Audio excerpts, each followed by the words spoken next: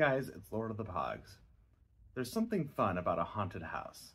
The idea of a house as the dwelling for the paranormal is surrounded by curiosity and wonderment. My favorite haunted house comes from season 6 of The Real Ghostbusters, which I also talked about in my video, The Real Ghostbusters episodes that were nightmare fuel when we were kids.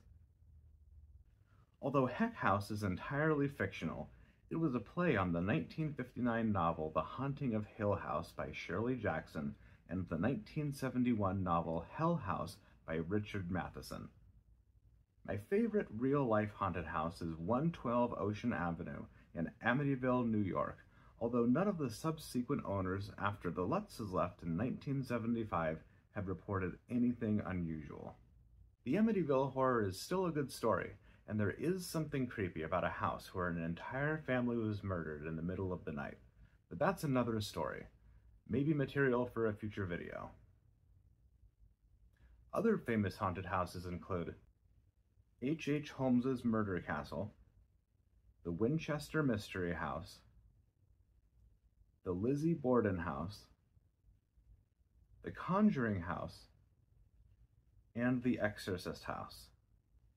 If you heard anything pique your interest, or you want to hear more about these or any other haunted place, please let me know in the comments. Today I want to talk about a house called the Nathaniel White House, located on Harriman Drive in Goshen, New York, about 65 miles north of New York City. The Nathaniel White House is an abandoned farmhouse visible from the highway next to a small pond. At least it was, before it burned to the ground in 2015. Investigators were unable to determine where or why the fire started. Not much is known about the history of the Nathaniel White House. Who built it and when? Who lived there? What was the ownership history before it became abandoned? In my research, this information has eluded me. All I know is that it was located on Harriman Drive in Goshen, New York, next to a small pond, and that it could be seen from the highway, leading me to believe that this is the location where it once stood. The house became infamous when the bodies of Angelina Hopkins and Brenda Whiteside were found nearby.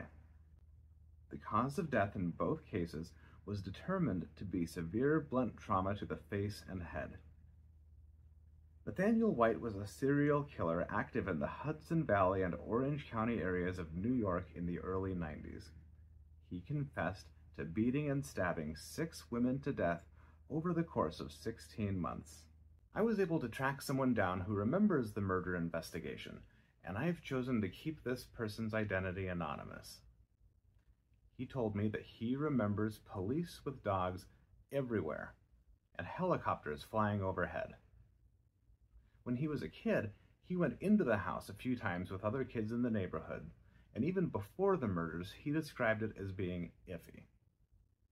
He confirmed that there was a barn and a silo on the property where they used to play, but in my research, I was unable to find any photographs that show these. If you ever visited the Nathaniel White House yourself, you would find it to be one of the creepiest places you'd ever been.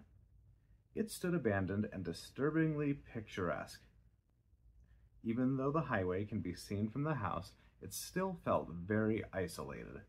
Half of the lower floor was completely crushed, and the rooms upstairs were colored with graffiti on top of paint that was peeling from the wall.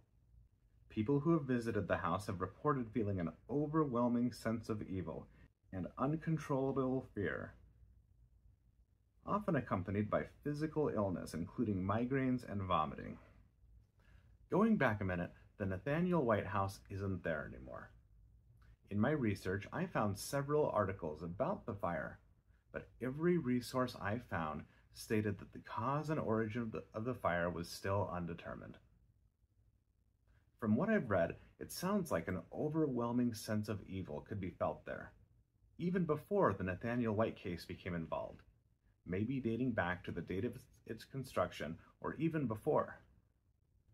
What if the evil that resided there was so intense that it eventually manifested itself as a fire that burned the house down. Obviously, this is just speculation. And now that the house has been gone for so long, we may never know the truth. Thanks for watching.